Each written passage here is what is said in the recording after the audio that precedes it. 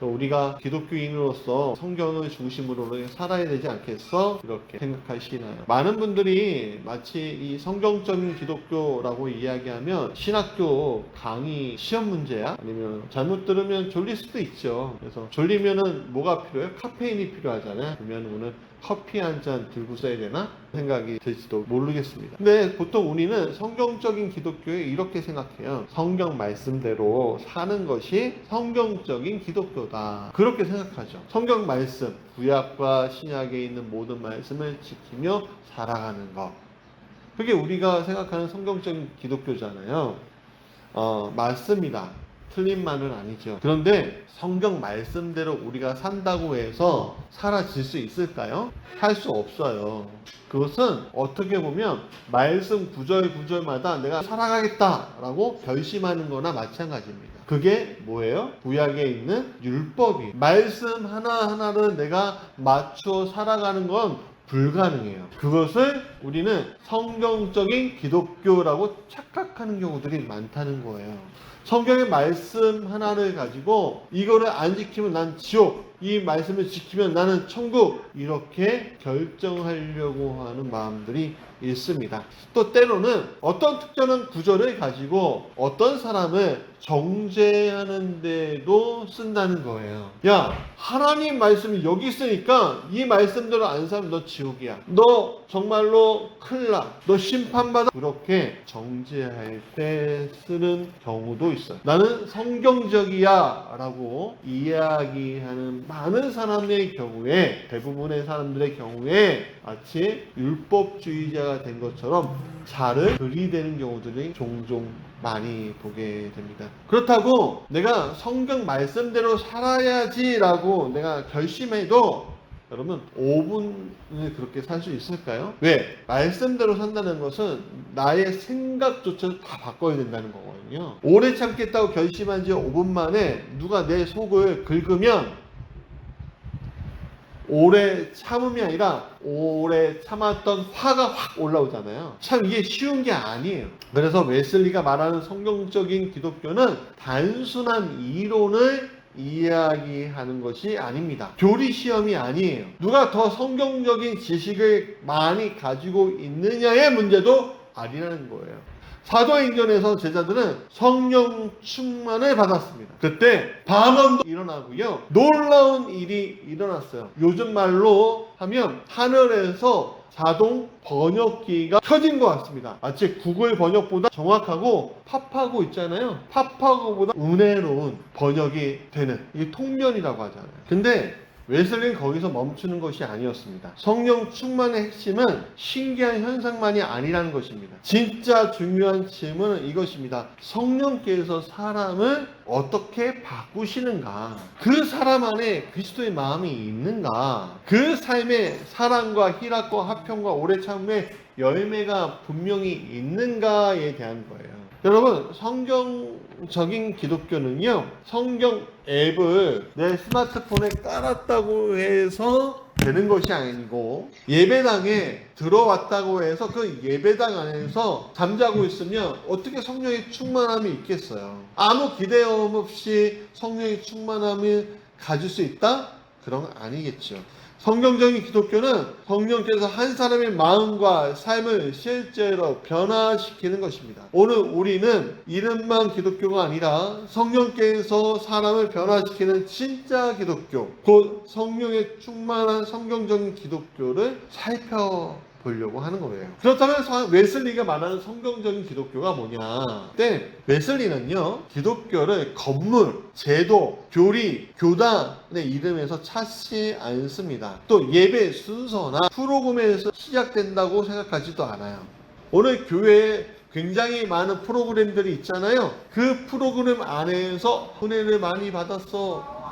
이걸 통해서 내가 성령의 충만함을 받을 거야. 이렇게 생각하지 않는다는 거예요. 그걸 한다고 해서 성령의 충만함이 있는 게 아니에요. 성경적인 기독교는 성령께서 한 사람의 마음을 깨우는 데서 시작된다. 다시 한번 따라해볼까요? 성경적인 기독교는 성령께서 한 사람의 마음을 깨우시는 데서 시작됩니다. 한 사람의 마음에서부터 시작이 된다는 거예요. 자, 웨슬리는 이렇게 예를 들어요. 오순절 마가의 다락방 역사 이후에 베드로가 변화를 받았잖아요. 그게 설교를 해요. 설교를 했을 때 베드로가 예수님의 죽음과 부활, 회개와 죄 사함을 전했을 때 그 말씀을 듣는 한 사람이 마음에 찔리는 거예요.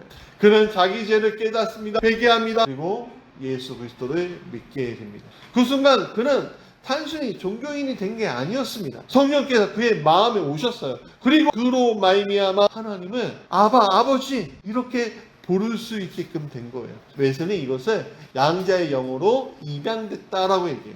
영적인 입양으로 설명하고 있어요. 하나님께서 그를 자녀로 그 순간에 받아들인 거예요. 그러니까 여러분 잘 보세요. 우리가 하나님을 아버지라고 부르나요? 아니면 아저씨라고 부르나요? 혹시 아저씨라고 부르는 분 있어요? 우리가 하나님을 아저씨라고 부르는 게 아니라 삼촌이라고 부르는 게 아니라 아버지, 아빠라고 부를 수 있다는 거는요, 우리를 하나님께서 영적으로 입양해 주셨다는 것을 이야기하고 있는 거예요. 전에는요, 하나님이요 굉장히 두려운 분이었어요. 하나님은 심판하는 분, 율법을 죄를 드러내시는 분, 가까이 가기 어려운 분이었어요. 왜냐하면 유대인들은요 그렇게 하나님을 느껴왔던 거예요. 내가 조금만 잘못해도 심판당하지 이렇게 생각할 거예요. 했다는 거예요. 이게 막연한 두려움이라는 거거든요. 막연한 두려움. 여러분 이 막연한 두려움을 경험해 본 적이 다들 있으실 거예요. 예를 들어 혼자 골목을 걸어본 적 있으세요?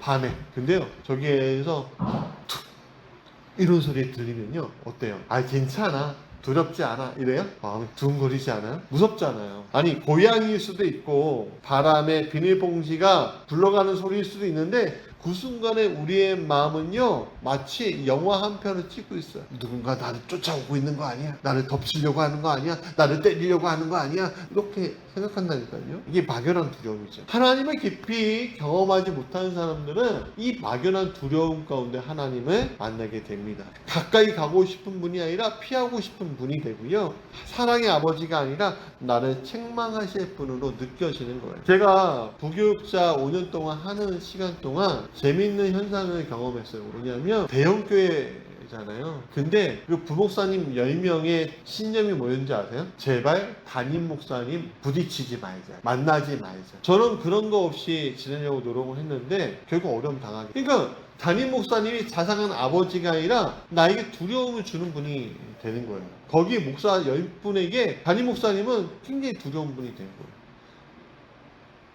아 이게 교회인가 싶더라고요. 근데 놀랍게도 내가 하나님과의 관계 안에서 그런 관계를 가지면 우리는 믿음을 가지고 있는 것이 아니에요. 그런 관계를 회복시키기 위해서 하나님께서는요 내 안에 성령을 들어오게 하셨다는 거예요. 성령께서 그 사람의 마음 가운데 들어오면요 갑자기 관계가 바뀌어요. 무선 아버지와 아들의 관계에서 완전히 남남의 관계처럼 보였는데 이제는요 정다운 아버지와 아들의 관계가 되는 거예요. 그래서 이제는 하나님 옆에서 숨지 않게 되는 거죠. 하나님 앞에 나아가요. 죄 때문에 도망가던 사람이 은혜 때문에 하나님을 찾게 돼요. 두려움으로 떨던 사람이 자녀의 마음으로 하나님을 부르게 됩니다.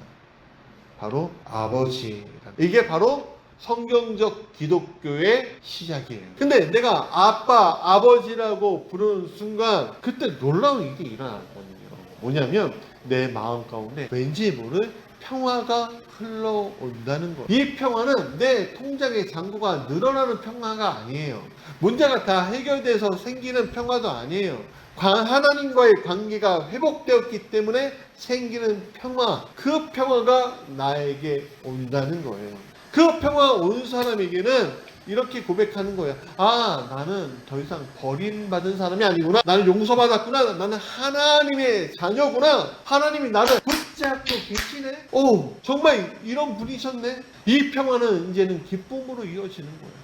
평화로다. 하나님이 내려주신 이 하늘의 평화가 오는 사람에게는 이제는 기쁨이 생기는 거예요. 하나님과 함께하는 기쁨, 화해한 기쁨, 제사함을 받은 기쁨, 하나님의 자녀가 되었다는 그 확신에서 오는 기쁨이 그 사람에게 있는 겁니다. 여러분, 그러면 변화는 마음속에서만 끝날까요? 그렇지 않다는 거예요. 성령께서 한 사람 한 사람에게 사랑을 부어주시면 그 사람은 하나님을 사랑하게 되고 하나님을 사랑하는 사람은 이웃을 사랑하게 된다라는 거예요. 자, 생각해 보세요. 여러분, 아버지라고 불러요. 평화가 들어와요. 그 다음에 어떤 일이 일어나요? 기쁨이 생겨요. 변화가 되면 하나님을 진짜 사랑하게 되고 이웃도 사랑하게 된다라는 말뿐인 사랑. 집사님 사랑해요. 축복해요. 기도할게요. 그런 말로만 끝나는 것이 아니라 실제로 용서하고 품어주고 기도하고 필요한 사람에게 손 내미는 그런 사랑을 할 수 있게 된다는 거죠. 그러면 그런 바뀜이 있는 사람이 어떤 행동의 결과가 일어날까? 말이 바뀌고요. 태도가 바뀌고요. 관계가 바뀌는, 삶의 방향이 바뀌는 거예요. 그것을 바울은요, 성령의 열매라고 부르는 거예요. 뭐예요? 성령의 열매는 사랑, 희락, 화평, 오래 참음, 자비, 양선, 충성, 온유, 절제, 성령의 9가지 열매죠. 그것을 하나님께서 사람에게 맺히게 하시는 거예요. 여러분, 착각하지 말아야 될 게 뭐냐면, 나는 사랑이 있는데 희락이 없어, 희락이 있는데 화평이 없어, 화평이 있는데 사랑이 없어, 이런 게 아니에요. 이 9가지 열매가 한꺼번에 우리에게 들어오는 거예요. 사람에게는 이 9가지가 늘상 존재하고 있게 되는데, 이 9가지의 열매들이 상황에 따라서 더 드러내거나 덜 드러내거나 하는 것 뿐이죠. 그 사랑에 우리를 성령 충만하게 만드는데, 성령 충만은 사람이 그리스도를 닮게 만들어가는 것에 있다는 것을 여러분 아시기 바랍니다. 사랑이 없던 사람에게 사랑이 생기고, 불평이 많은 사람에게 기쁨이 생기고, 늘 불안한 사람에게 평화가 생기고, 조급한 사람에게 오래 참음이 생기고, 차갑던 사람에게 자비가 생기고, 거칠던 사람에게 은유가 생기고, 흔들리던 사람에게 충성이 생기고, 욕망에 끌려가던 사람에게 절제가 생기는 이 성령의 열매. 물론 하루아침에 천사가 되는 건 아니에요. 아셔야 돼요. 여러분, 부흥에서 은혜 받았다고 하루아침에 바뀌는 거 아니죠? 갑자기 여러분 등에 날개 생기는 거 아니잖아요. 하지만 분명한 변화가 시작되는 거예요. 왜? 방향이 바뀐다는 거예요. 여러분, 제 원뜻이 뭐예요? 화살을 쐈는데 반영이 곧바로 가지 않고 빗나가는 것을 죄라고 얘기하는 거예요. 근데 그 화살의 방향이 이제 바뀐다는 거예요. 내가 원하는 것이 중심이었다면 이제는 하나님께서 기뻐하시는 것이 중심이 되는 인생이 된다는 거예요. 전에는 내 감정이 나를 끌고 왔다면 이제는 성령께서 내 마음을 다스리게 된다는 거예요. 전에는 내가 하고 싶은 말을 다 해야 속이 편했는데 이제는 말하기 전에 한 번 정도 멈출 수 있게 된다는 거예요. 내가 하는 말이 사랑인가? 이 말이 사람을 살리고 있는 거 맞아? 이 말이 하나님 앞에서 부끄럽지 않은가? 이게 성령의 역사인 거예요. 근데 이 성경적인 기독교는 한 사람에게서 머무르는 것이 아니에요. 우주로 퍼져간다는 거예요. 세상 속으로 흘러간다는 거예요. 예수님이 말씀하셨죠. 너희는 세상에 뭐와 뭐예요? 소금과 빛이다 라고 하셨어요. 소금은 통 안에 있으면 맛을 낼 수 없잖아요. 빛은 숨어 있을 수 없죠. 여러분, 휴대폰 손전등을 켜놓고 주머니에 넣어두면 세상은 밝게 비춰지지 않고 내 주머니만 뜨거워지잖아요. 소금은 스며들어야 되고 빛은 비춰야 되고 복음은 흘러가는 게 맞잖아요. 초대교회 성도들이 그렇게 살았다는 거예요. 죄에서 돌이키라 외쳤고 예수 그리스도 안에서 제사함을 구원이 있다고 증언했어요. 물론 세상은 그들을 좋아하지 않았어요. 복음은 어둠을 드러내기 때문에 그렇죠. 불 꺼진 방에서는 먼지가 잘 보이지 않아요. 그런데 불이 켜지면 먼지가 보이죠. 복음은 세상의 죄와 욕심과 거짓을 드러내는 빛이기 때문에 그렇다는 거예요. 여러분, 그런 상태에 있을 때 우리는 세상을 통해서 대단한 분이십니다, 그런 이야기를 들으면 참 좋겠지만 그렇지 않죠. 조롱난, 박해받아요. 감옥에 갇히고 매를 맞아요. 어떤 사람은 믿음 때문에 죽음을 당했습니다. 그러나 복음은 멈추지 않았다는 거예요. 박해는 복음을 막는 벽이 아니라 복음을 터뜨리는 바람이 되었다는 사실 여러분 잊지 마십시오. 여러분, 여기에서 더 큰 그림을 그리게 됩니다. 복음은 개인의 변화에서 끝나지 않는 거구나. 성경적인 기독교는 개인의 변화가 아니라 교회 안의 변화에서만 끝나는 것도 아니라 마침내 하나님께서 온 세상, 이 온 우주를 새롭게 하시는 것을 바라볼 수 있게 한 것이구나라는 것을 우리가 알게 된다는 거죠. 여러분, 칼이 보습이 되고 창이 낫이 되는 날이 올 겁니다. 사람을 죽이는 도구가 사람을 살리는 도구로 바뀔 날이 올 거예요. 강한 자가 약한 자를 섬기는, 약한 자를 삼키는 세상이 아니라 함께 살아가는 세상을 이야기하는 거예요. 여러분, 그걸 예전에 우리나라 말로 뭐라고 했냐면 대동세상이라고 부릅니다.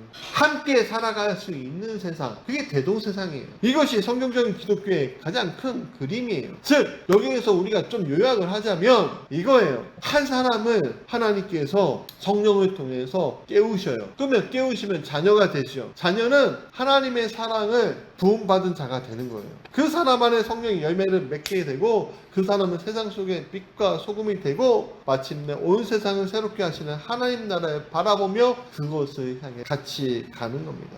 그래서 성경적인 기독교는 단순히 교회 안에 머무는 신앙이 아니에요. 종교적 습관도 아니에요. 기독교 문화에 익숙해지는 것도 아니에요. 성경적인 기독교는 성령께서 사람을 변화시키고 그것을 통해서 다른 사람을 살리고 마침내 세상을 새롭게 만드는 것을 만드는 하나님의 역사를 말하는 것이에요. 근데 하나 질문해보죠. 그렇다면 이런 기독교가 지금 이 땅에 있습니까? 우리 가운데 이런 기독교가 있냐 이거예요. 이게 오늘 설교의 핵심이에요. 이 성경적인 기독교가, 정말 성경적인 기독교가 오늘 이 땅에 있느냐. 스스로 우리는 기독교인이라 부르죠. 교회도 다니고 예배도 하고 성경책도 있고요. 성경 앱도 있잖아요. 스마트폰으로 쉽게 성경 찾아보잖아요. 그렇다고 성경 앱을 많이 깔았다고 했고 마음이 자동으로 거룩해질까요? 아니죠. 성경책에 책장에 꽂아져 있다고 집안 공기가 성령 충만해지는 것도 아니에요. 자동차 대시보드 위에 성경책이 놓았다고 해서 성령의 열매가 자동적으로 나오는 것도 아니에요. 운전대를 잡는 순간 방금 전까지 부르던 찬양을 잠시 멈추고 마음속에 구약의 심판이 시작될 때가 있죠. 아니 저 차 왜 끼어대고 난리야, 뭐 그러잖아요. 그게 우리의 현실이죠. 여러분, 단순히 너가 어떤 교회에 다니냐가 아니에요. 너가 성경을 아느냐가 아니에요. 너희가 기독교인이라는 이름을 가지고 있느냐도 아니에요. 우리에게 진정한 필요한 것은 너희 안에 성령의 능력이 있냐, 그것을 말하는 거예요. 성경 기독교는 성령을 빼고 말할 수 없습니다. 성령께서 죄를 깨닫게 하시고, 성령께서 예수님을 주님으로 고백하게 하시고, 성령께서 하나님을 아버지라 부르게 하시고, 성령께서 우리 마음에 하나님의 사랑을 부어주시고, 성령께서 우리를 그리스도로 닮은 사람으로 변화시키는 것. 그게 바로 성경적인 기독교입니다. 그렇기 때문에 성령이 없는 기독교는요, 껍데기만 남은 거예요. 여러분, 기도는 많이 한다고 해서 성령 오신 게 아니에요. 성경책 많이 읽는다고 해서 성령이 오신 게 아니에요. 성령의 열매가 있는 사람이야 성령이 계시다는 것을 알게 되는 사람이라는 거예요. 은혜롭게 찬양 부른다고 해서 그 마음이 열려있나? 기도의 말은 많은데 많은 사람들이 순종이 없잖아요. 신앙의 언어는 익숙한데 사랑의 열매는 굉장히 부족하잖아요. 우리는 참 신앙적인 말을 잘하잖아요. 집사님 기도할게요. 권사님, 목사님 은혜예요. 주님의 뜻이죠. 사랑합니다. 뭐 이런 말 자주 하잖아요. 참 귀한 말이죠. 근데 그것이 삶으로 이어지면서 하고 있느냐? 저 사람 내가 기도하겠다고 하면은 정말 기도해 주느냐 이거예요. 사랑합니다 하면 정말 품어주고 있느냐 이거예요. 주님의 뜻이라고 말하면서 내 고집을 부리고 있는 거 아니냐 이거예요. 교회 안에서 아멘은 자연스러운데 아멘보다 왜 저럴까라는 것이 자연스럽다면 우리를 돌아봐야 한다는 거예요. 성경적인 기독교는 예배당 안에서만 작동하는 기독교가 아닙니다. 주일 오전에만 켜지는 신앙은 성경적인 기독교가 아니에요. 예배가 끝나고 교회 문이 닫히는 순간 신앙 절전 모드로 바뀐다면 우리는 다시 물어야 해요. 내 안에 성령께서 역사하고 있는 건 정말 맞는가? 성경적 기독교의 가장 기초는 가정에서부터 시작되는 거예요. 직장에서 드러나야 되고요. 학교에서 드러나야 하고요. 운전대 앞에서 드러나야 하고요. 내가 속한 커뮤니티 안에서도 드러나야 돼요. 요즘에 인터넷 게시판 장난 아니잖아요. 익명 게시판 같은 데 이렇게 마음에 안 들면 막 욕하고 난리 나잖아요. 앞에서는 선한데 댓글로 막 욕하는 사람도 얼마나 많아요. 그렇기 때문에 성령의 열매는 예배당 안에서, 교회 안에서만 확인되는 것이 아니라 우리가 가장 편하다고 생각하는 그 자리에서부터 드러나는 겁니다. 내가 가장 손해보는 순간에 누군가 내 마음을 건드리는 그 순간에, 내가 원하는 대로 되지 않는 그 순간에 드러나는 거예요. 그게 성령의 열매. 여러분, 우리 안에 사랑이 있고 희락이 있고 화평이 있고 오래 참음이 있고 우리 안에 자비와 양선과 충성과 온유와 절제가 있느냐. 성령의 열매는 장식품이 아니에요. 교회 우리네 다닌 사람에게 어떤 것도 아니에요. 성령의 열매는 성령께서 우리 안에 직접 들어오셔서 살아계시다는 것을 증명하고 있는 것을 성령의 열매라고 얘기하는 거예요.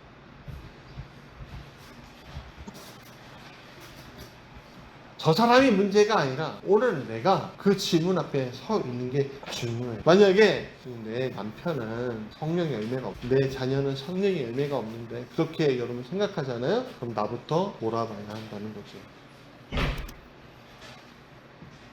자, 말씀의 결론이에요. 우리는 기독교를 가지고 있느냐, 아니면 기독교가 우리를 사로잡고 있느냐 라는 사실, 그 질문 앞에 우리가 서야 합니다. 무슨 말이냐? 기독교를 가지고 있는 사람은요, 필요할 때만 신앙을 꺼내.